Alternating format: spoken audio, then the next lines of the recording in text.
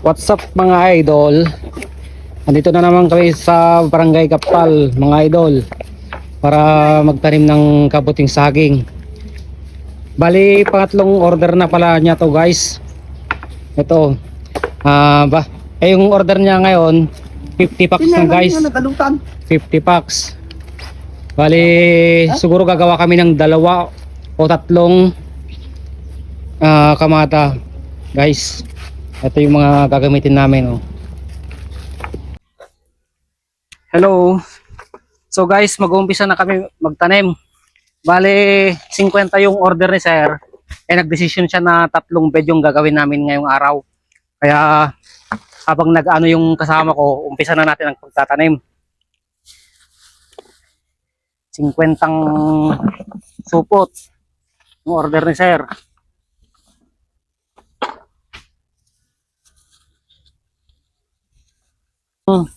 Tinanim ko dati dito guys, 4 na beses na raw siya po na nagkapag-ani. Kaya nagdesisyon si sir na imbitahan tayo ulit. Ang sorte natin kasi 50 packs po yung order niya ngayon guys.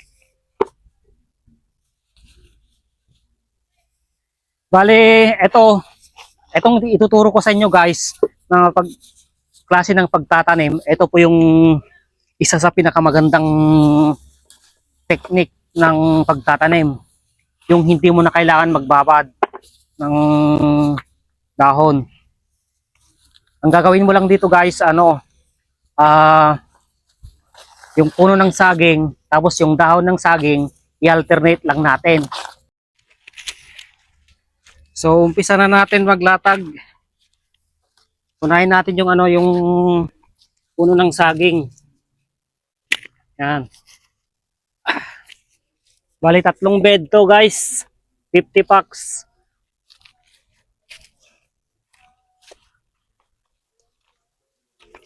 Atong tuniping na alam ni. Ay, sa ako sa isip ko yan mabalik. Wait bro. Okay.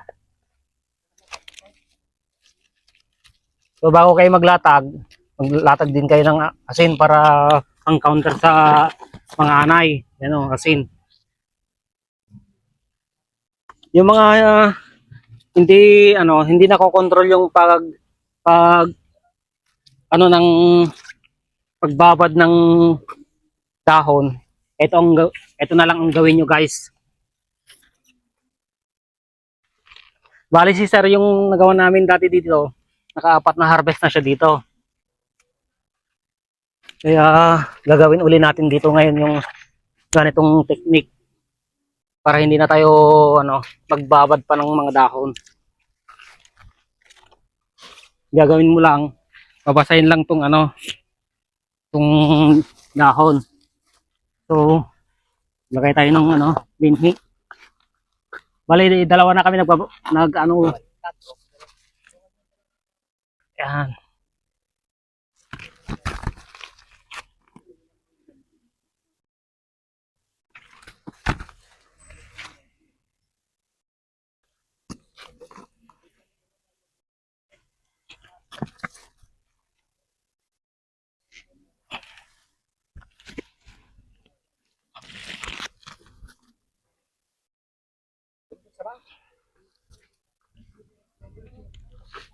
Hey guys, ipalingkot sa kanan. Shout out sa mga kasama kong nandito. Oh.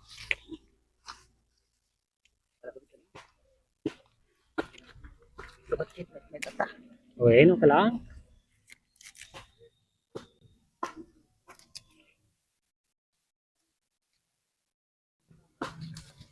Wala pa tukan. Banking.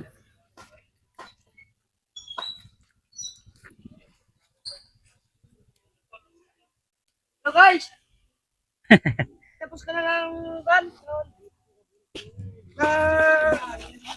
Apit. Ito guys, so ginasa ko lang to, sinausaw ko lang dun sa sa palanggana. So para makita nyo, sausaw lang natin dito. Yung green naman. Tapos, yan. Mga na. Lagi kas takaman ni bro, tapos iba-iba pa tinay. Ito, kamada lang natin dito. Para, kung kung binabad mo naman yung dahon, wag mong ihalo yung yung katawan ng saging kasi ma-over moist din 'yon. Dapat pag ganito, yung hindi na ibabad, yung naisawsaw lang.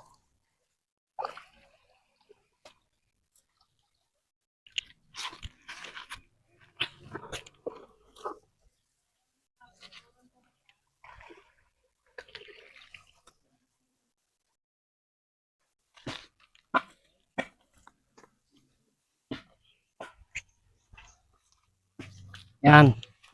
Pangalawang layer. Naglagay tayo ulit ng binhi.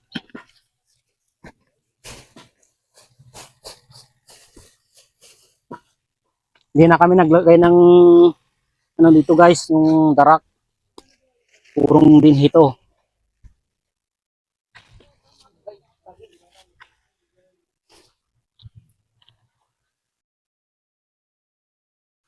Ato na harvest si Libro. Ito. Hindi naramid ko. Naguma kayo tuong tinatalong nga bed. May kumala na marong ito ka nakalako. Lauk na.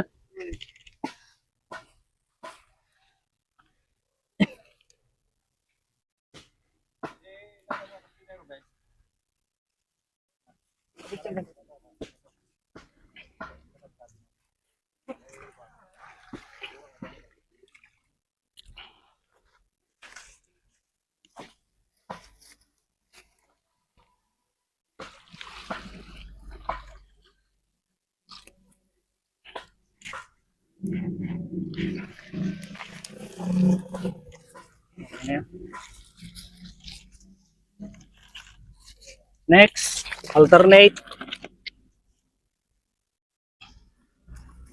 Puno ng saging or tinatawag nilang umbak.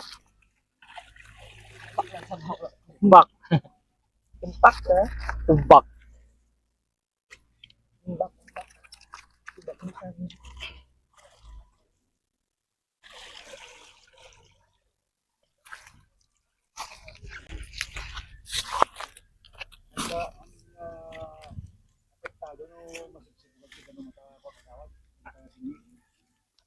Ano nga sibukan natin boseng no kan?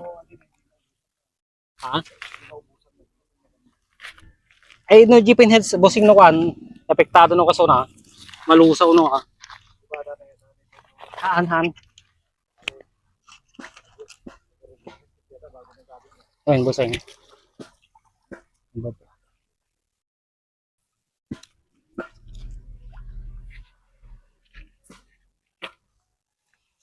No aje aje ngay aje han nga mabaleng i-alternate mo di naibabad nga kasi boseng. Dapat isaw-saw lang talaga. Pag no i-alternate mo aje naibabad ti ka over moist mo ka malagay.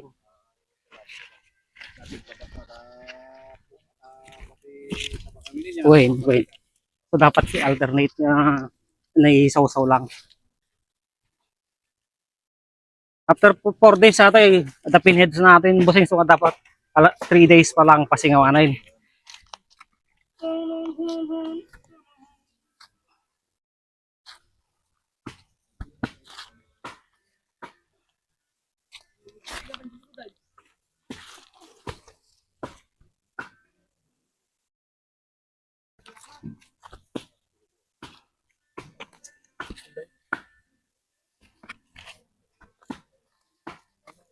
Reminder ko lang sa mga bumibili sa akin ng binhi.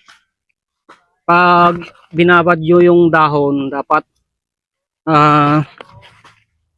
patuluhan nyo ng maayos. Or kung hindi nyo naman matansya yung pagbabadyo ng dahon, ito ang gawin nyo. para hindi kayo ma-over moist. Masobran sa basa yung dahon.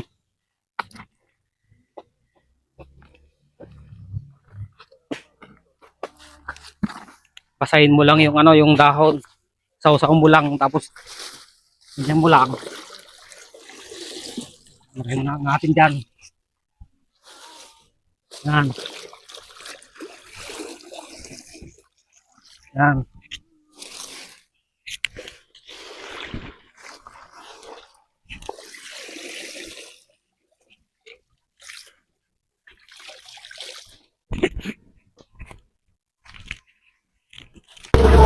O, mangan kami palang kakabsat. O, ganito kakadok na eh. Ito yung isang tatamnan namin mamaya. Pangatlo to. Ito yung dating tinanim ko dito. Nakahapat harvest ka na, bosseng? Oo, apat. Apat na harvest na. May mga pinheads pa sa loob. Oh. Gabigan mo na ka palang galang sa kawat mo. Siyempre, bago tayo matapos guys, shout out po pala kay Sir Boots Kanaway. Siya po yung may-ari po ng itaninim natin na kabuting saging guys. Shout out din po pala kay Noel's TV. Isa din po siyang malupit na kabutero mga kapatid. Pakipalo na rin po siya guys. At siyempre, shout out din po pala sa mga mababait na trabahador po ni Sir Boots. Shout out po sa inyo mga idol. So yun guys, patapos na kami ng 3 bed. Ito yung isa. Ayan. Bali 50 packs po yung tinanim po namin lahat. Ito. Alternate po yung ginawa natin dyan guys. Ayan.